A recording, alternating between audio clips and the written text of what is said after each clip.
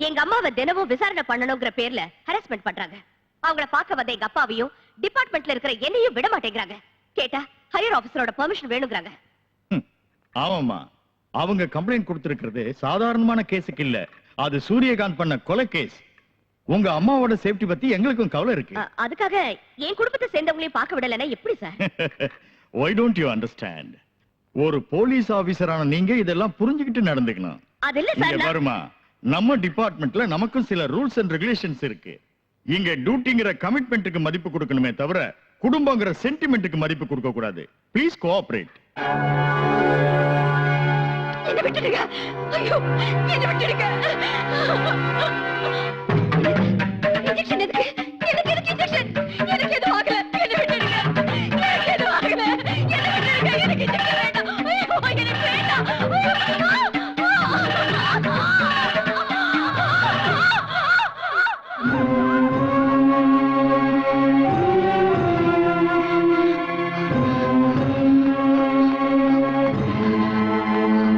Doctor, என்னாச்சு?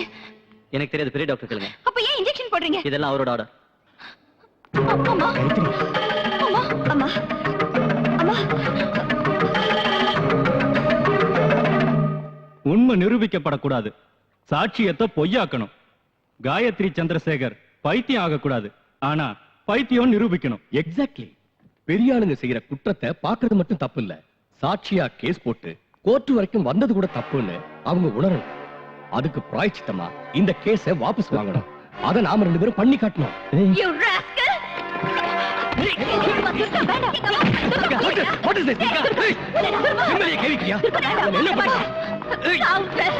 இந்த பார், ஒரு லாயர் மேல கேவிச்சிருக்க. இதுக்கு நீ பதில் சொல்லி தாங்கணும். Hey, you touch me again. I'll teach you a lesson. என்னடா பண்ணுவ? எங்க அப்பாவுக்கு ஏதாவது ஆச்சு, உன்னை நான் உயிரோட விட மாட்டேன். I will kill you. Mind you. இது வரைக்கும் இந்த கேஸ்ல உங்களை தோக்கடிக்கணும்னு தான் நினைச்சேன். ஆனா இப்ப கொன்னுறேன். குற்றவாளி கூண்டில் நிற்கும் இவர் தி கிரேட் பிசினஸ் மேக்னட் சந்திரகாந்த் ராஜுடைய தம்பி சூரியகாந்த் ராஜ். இவர் ஜனவரி 16ஆம் தேதி இரவு 9:30 மணிக்கு 4 பேருடன் சேர்ந்து குரோம்பேட்டை ரயில் நிலையம் அருகில் ராமு எனும் ராமச்சந்திரனை கொலை செய்தார் என்று வழக்கு தொடுத்துள்ளார்கள். ஆனால் ராமு சென்ற வழக்கில் இவருக்கு உதவி செய்துள்ளார். அப்படி இருக்கும்போது ராமுவை இவர் ஏன் கொலை செய்ய வேண்டும்? சோ இது ஒரு கட்டுக்கதை. ஆனால் இந்த கொலையை தானே நேரில் பார்த்ததாக சாட்சியம் சொல்ல வந்திருக்கிறார் திருமதி காயத்ரி சந்திரசேகர். சில உண்மைகளை வெளியில் கொண்டு வருவதற்காக நான் இவரை சில கேள்விகள் கேட்க வேண்டியிருக்கிறது. அதற்கு இந்த நீதிமன்றம் அனுமதி தர வேண்டும். Permission granted. Thank you, Your Honor. ஆமா, கொலை நடந்தது ராத்திரி 9:30 மணிக்குன்னு சொன்னீங்கல்ல? ஆமா. உங்க கீழ தான் வாட்ச் இல்லையே, டைம் எப்படி தெரிஞ்சது? ஓ, இன்னைக்கு வாட்ச் கட்டல, அன்னைக்கு கட்டிருந்தீங்கன்னு நினைக்கிறேன். இல்லையா? கொலையை பார்த்த உடனே இமிடியேட்டா போலீஸ்ல கம்ப்ளைண்ட் கொடுத்தீங்களா? இல்ல, பயந்துட்டே வீட்டுக்கு போய் பொண்ணுங்க கிட்ட. ஓ, பயந்துகிட்டே வீட்டுக்கு போய் பொண்ணுங்க கிட்ட கன்சல்ட் பண்ணி அதுக்கப்புறம் போலீஸ்ல கம்ப்ளைண்ட் கொடுத்தீங்க. கன்சல்ட் பண்ணல. இந்த இடத்துல இவர் கூட 4 பேர் இருந்ததா நீங்க சொல்லிருக்கீங்க. அவங்க யாரையும் கண்டுபிடிக்காம சூரியகாந்த் ராஜா மட்டும் அடையாளம் கண்டுபிடிக்க காரணம்? காரணம் இதுக்கு முன்னால இவர் மேல ஒரு கேஸ்ல லாயர் தேவியும் போலீஸ் ஆபீசர் துர்காவும் இவர்கிட்ட தோத்து போயிருக்காங்க. அவங்க 2 பேரும் உங்க பொண்ணுங்க. அந்த தோல்விக்கு பழி வாங்குறதுக்காக இவருக்கு கொலைகாரங்கிற பட்டத்தை கட்டி வழக்கு தொடுத்திருக்கீங்க. சமுதாயத்துல பெரிய புள்ளிகளா இருக்கிற இவரோட மான மரியாதையை ஏலம் போடணுங்கிறது தான் உங்களோட நோக்கம். இது பொய். உங்க பொண்ணு சொல்ற மாதிரி இது பொய்யனே வச்சுக்கலாம். ஆனா கொலையை பத்தி விசாரிக்க வந்த இன்ஸ்பெக்டர் சீனிவாசனை நீங்க அவமானப்படுத்தீங்க. நான் அவமானப்படுத்தல. சரி, அவமானப்படுத்தல. ஆனா கோஆபரேட் பண்ணாம பாய்க்கு வந்தபடி திட்டினீங்க. அது அவரு நடுராத்திரில வந்தாரு. நான் கேட்டது டைம் இல்ல, கோஆபரேட் பண்ணீங்களா இல்லையா? என் பொண்ணு தான் கொஞ்சம் கோவப்பட்டா. ஆனா அடுத்த நாள் போலீஸ்காரங்க வந்து என்ன கூட்டிட்டு போனாங்க. Point to be noted, your honour.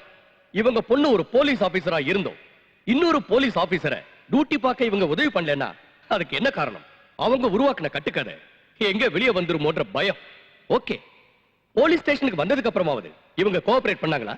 இல்ல, அங்கே இன்ஸ்பெக்டர் வாய்க்கு வந்தபடி திட்டி காலரை பிடிச்சு இழுத்து அடிக்கிற அளவுக்கு போய் பைத்தியம் மாதிரி பிஹேவ் பண்ணாங்க.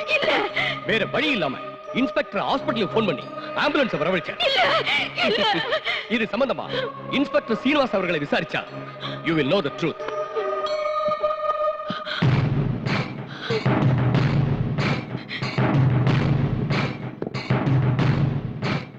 என்ன நடந்ததுன்னு கொஞ்சம் விவரமா சொல்றீங்களா? சொல்றேன் சார். ராத்திரி 9:30 மணிக்கு எந்த வேலைக்கு போயிட்டு வரீங்க, எந்த இடத்துல இருந்து வரீங்கன்னு அவங்கள கேட்டா என் கேரக்டர் பத்தி அசிங்கமா பேசுறியா, நான் என்ன நடத்த கட்டவளான்னு என்கிட்டயே பிரச்சனை பண்ணிட்டாங்க. துர்கா, ஒருவேளை அந்த நேரத்துல ஆம்புலன்ஸ் வரலன்னா என்ன அங்கேயே அடிச்சு கொண்டு இருப்பாங்க. ஏன் இந்த மாதிரி போய் சொல்றீங்க? ஐயோ, நான் ஏன் போய் சொல்லணும் மேடம்? இது நீதி தேவதை குடியிருக்கிற கோயில். அது மட்டும் இல்ல, இவங்க ஹாஸ்பிடல்ல சேர்ந்ததுக்கு அப்புறம் தான் இவங்களோட உண்மையான சுயரூபம் தெரிய வந்தது. அதை சொல்றதுக்கு எனக்கே அசிங்கமா இருக்கு. ஆனா வேற வழி இல்ல, சொல்லித்தாகணும். அன்னைக்கு ராத்திரி ஒரு பையனோட இவங்க படுத்துக்கிட்டு இருந்தாங்க.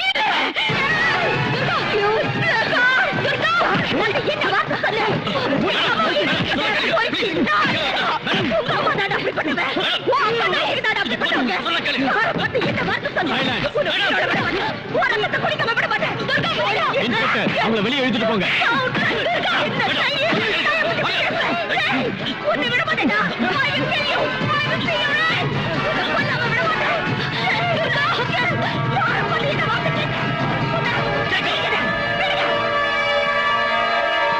இது எதா இருந்தாலும் கூண்டுல ஏறி சொல்லுங்க.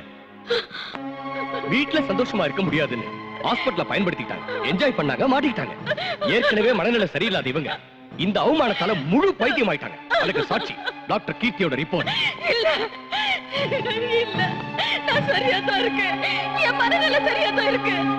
இந்த கேஸ தேச திருப்பி என்ன பைத்தியமாக்கி அந்த பணக்காரரை காப்பாத்த பாக்குறாங்க. இதெல்லாம் உண்மை இல்ல, இது உண்மை இல்ல. Okay okay, calm down, relax. இப்ப நான் சொல்றத கவனமா கேட்டுங்க, நல்லா கேளுங்க. இதுலயே உங்களோட மனநிலை சரியா இருக்கா இல்லையான்றது தெரிஞ்சிடும்.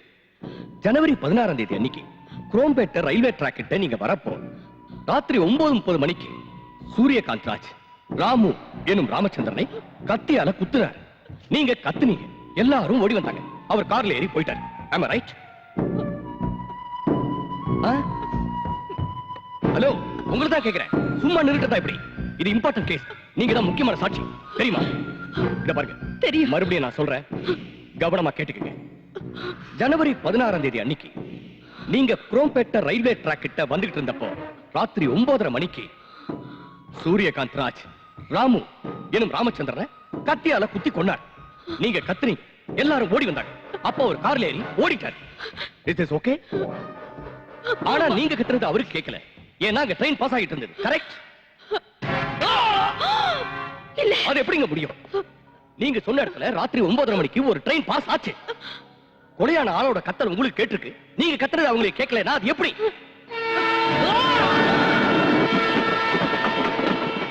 ட்ரெயின் பாஸ் ஆயிருக்கலாம். பாஸ் ஆயிருக்கலாம். ஒரு தடவை இல்லங்கறீங்க, ஒரு தடவை இருக்குங்கறீங்க. சரி, அவங்க கார்ல ஏறி போனாங்கல்ல, ஒருத்தர் தான் போனாரா இல்ல வேற யாராவது போனாங்களா? பாய்.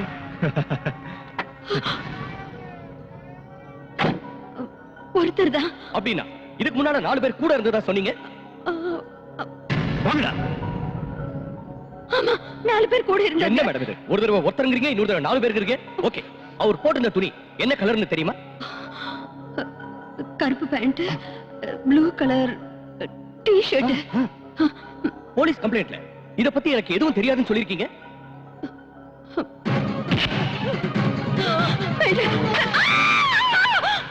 நான் சொன்னது நேத்து ராத்திரி நடந்த Point போல. to be noted, Your Honor.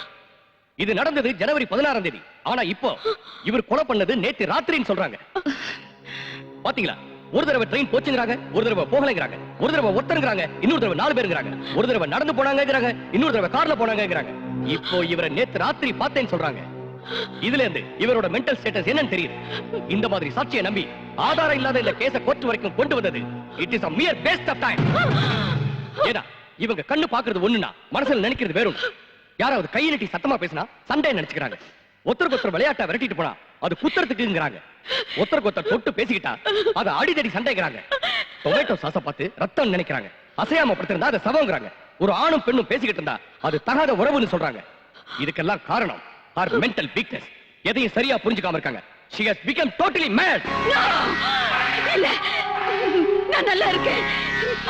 எனக்கு எல்லாம் தெரியும். இங்க பாருங்க, இது கோர்ட்னு தெரியும், நீங்க லாயர்னு தெரியும், அவரு ஜட்ஜ்னு தெரியும். அப்புறம் பாருங்க, இவர் யாருன்னு எனக்கு தெரியும், இவர் என்ன பண்ணாருன்னு எனக்கு தெரியும். இங்க உட்கார்ந்திருக்காங்களே, இவங்க எல்லாம் லாயர்ஸ்னு தெரியும்.